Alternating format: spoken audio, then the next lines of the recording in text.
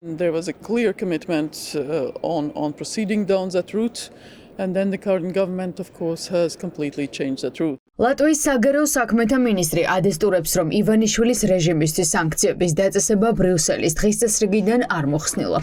უფრო მეტიც, აღმოსავლეთ ევროპის სახელმწიფოები ოცნების ჩინოვნიკებისთვის სავიზო სანქციების დაწესების ავანგარდში არიან. ბაიბა ბრაჟია ამბობს, რომ ლატვიამ ქართული ოცნების წინააღმდეგ საჭირო ზომები მიიღო და ივანიშვილის მთავრობას რეპრესიების გამო სავიზო სანქციები დაუწესა. ახლა ოცნების დროა მოусმინოს ხალხს და ქვეყანა ევროკავშირში გაწევრიანების გზაზე დააბრუნოს. We know for clear that Georgian people ვიცით ცხადად, რომ ქართულ ხალხს სურს ევროპულ გზას დაუბრუნდეს. საქართველო კარგად მიდიოდა ევროკავშირში ინტეგრაციის თვალსაზრისით. იყო მკაფიო ვალდებულებები ამ გზის გასაგრძელებლად. შემდეგ არსებულმა მთავრობამ საერთოდ შეცვალა ეს გზა. უკმაყოფილო ვართ ახლა რაც ხდება. არაერთხელ გამოვხატეთ ჩვენი პოზიცია. ეროვნულ დონეზე საკმარისად დიდი რაოდენობის მაღალჩინოსანი შევიყვანეთ სანქციებისა და პერსონა ნონ გრატას სიაში შეკრების თავისუფლებისა და ადამიანის უფლებების დარღვევისთვის. რაც შეეხება მათთვის ვიზა ლიბერალიზაციის შეჩერებას, ამას დიდი ხანია მხარს ვუჭერთ და პოზიცია არ შეგვიცვლია. ქართულ ხალხს სურს დაუბრუნდეს სიტუაციას, რომელიც გულისხმობს ქვეყნის სულას ევროკავშირისკენ. გახდებიან თუ არა წევრები სხვა საკითხია, მაგრამ სულ მცირე შესაბამისობაში უნდა იყოს ევროკავშირის ღირებულებებსა და რეგულაციებთან. ასეთ განვითარებას, რა თქმა უნდა, მივესალმებით. European values and regulation. ევროკომისია სავიზო სანქციების დაწესებაზე მუშაობას განაგრძობს. დეკემბერში ქართულ ოცნებას კიდევ ერთი უმწვავესი ანგარიში ელოდება. ევროკომისიამ უნდა შეაფასოს, როგორ ასრულებს ქართული ოცნების მთავრობა უვიზო რეჟიმით ნაკის ვალდებულებებს. დასკვნა უდავოდ უმწვავესი იქნება, რასაც დიდი ალბათობით ბრიუსელისგან სავიზო სანქციების გრძელი სია მოხვება. We are extremely worried about ძალიან შეშფოთებული ვარ საქართველოში განვითარებული მოვლენებით. ისინი ძალიან სწრაფად დგამენ ნაბიჯებს ევროკავშირის წევრობიდან. ეს ძალიან მაწუხებს. ყველანაირი გზით ვცდილობთ მხარი დავუჭიროთ სამოქალაქო საზოგადოებას, რომლებიც მუშაობენ დემოკრატიისთვის და პრესის თავისუფლებისთვის, რადგან ჩვენთვის ეს გადაუდებელი საკითხია. as urgent in Georgia. On the messages to the და შეეხება მესიჯს ქართველი ხალხისთვის. ჩვენ ვაფასებთ მათ თავდადებას თავისუფლებისთვის და დემოკრატიისთვის.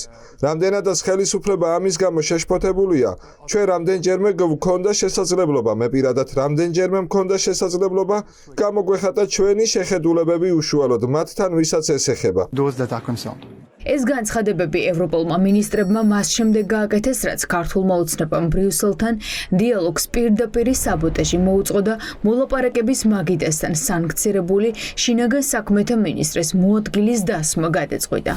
ბრიუსელის გზავნილი ნათელია. საქართველო ყოველდღე შორდება ევროკავშირში გაწევრიანების გზას. კრიტიკას კი ქართული ოცნების გუნდი ლანცხვით პასუხობს. ესკალაციის მომხრე არის უფრო მეტი დღეს ბრიუსელში, ვიდრე პირიქით დიალოგის მომხრე. არა, რა თქმა უნდა, არა. მაშინ, როდესაც ჩვენ ხედავთ ევროკავშირის ზოგიერთ დედაქალაქი, როგორი დიდი ზარზეიმით წითელ ხალიჩას უგებს მართლა ტერორისტებს და კაციჭამიებს, ამის ფონზე, მინიმუმ ღიმის მომგვრელია ბრიუსელის ზოგიერთის ასეთი განმარტება. რა ვქნათ, ჩვენ რასაც ხედავთ არის საბავშვო ბაღი, საქართველო ვერ იქნება საბავშვო ბაღის აღმზრდელი, როდესაც ასეთ საბავშვო ქმედებებს ხედავთ მათგან. ივანიშვილის რეჟიმმა ბრიუსელის წინააღმდეგ პროპაგანდა გააძლიერა. თითქოს მათ დიალოგის სურთ, მაგრამ ევროკავშირისგან საპასუხო ნაბიჯებს ვერ ხედავენ. რეალობა კი შემდეგია. ოცნების ეს განცხადებები მხოლოდ ფასადია. რეალურად დიალოგისთვის და ევროინტეგრაციისთვის არც ერთი ნაბიჯი ივანიშვილის გუნდის მხრიდან არ ითქმება. საქართველო გვინდა არ გვინდა არის მაინც ცენტრალური თემა ევროკავშირისთვის და ევროკავშირი ითხოვს ადამიანის უფლებების დაცვას, გამართლიანი არჩევნების ჩატარებას, დემოკრატიული გზის დაბრუნებას ქართული ოცნებისგან, წინააღმდეგ შემთხვევაში ევროკავშირს აღარ აქვს ინტერესი და ვერ ექნება ინტერესი ისეთი ხელისუფლების მიმართ, რომელიც ძალიან ჰგავს რუსეთს. ეს არის ჩვეულებრივი პროვინციალური ველური ნაბიჯი იმისთვის, რომ ბრიუსელს აჩვენონ რაღაცა ძალა, სინამდვილეში არაადეკვატურობის კიდევ ერთი მწვერვალია, რომელსაც ქართული ოცნება იპყრობს. ამის ფონზე კიდევ ერთხელ გავიმეორდები, არაფერს კარგს არ უნდა ველოდეთ ჩვენი პარტნიორებიდან. ქართული ოცნება არა მხოლოდ პოლიტიკურად აქცევს ქვეყანას იზოლაციაში, არამედ ეკონომიკურადაც. ავტორიტარულმა მმართველობამ ქვეყანა ევროპულ ბაზარს ჩამოაშორა, რასაც ალტერნატივა არ აქვს. ალტერნატივა ევროპულ მიმართულებას პრაქტიკულად არ არის და რაც შეეხება ინვესტიციებს და ბიზნესს, თუ ჩვენივე ხელით ჩავჭრით ევროპულ გზას, საქართველოს ევროპულ გზას, რომელიც სხვათა შორის აღსანიშნავია, არც ერთ მთავრობას არ აურჩევია, ეს ქართულმა ხალხმა ერჩია და არც ერთ მთავრობას მით უმეტეს დღევანდელ ხელისუფლებას არ აქვს უფლება, რომ ეს გზა შეაჩეროს. სხვა ალტერნატივა საქართველოს არ გააჩნია. ერთი რამ ცხადია, ევროკავშირმა გადაწყვეტა არ ითანამშრომლოს ძალასთან, რომელიც საკუთარი მოსახლეობის წინააღმდეგ მიდის. სანამ ასე გაგრძელდება, ივანიშვილის გუნდი მხოლოდ დასავლეთისგან იზოლაციას და სანქციებს მიიღებს.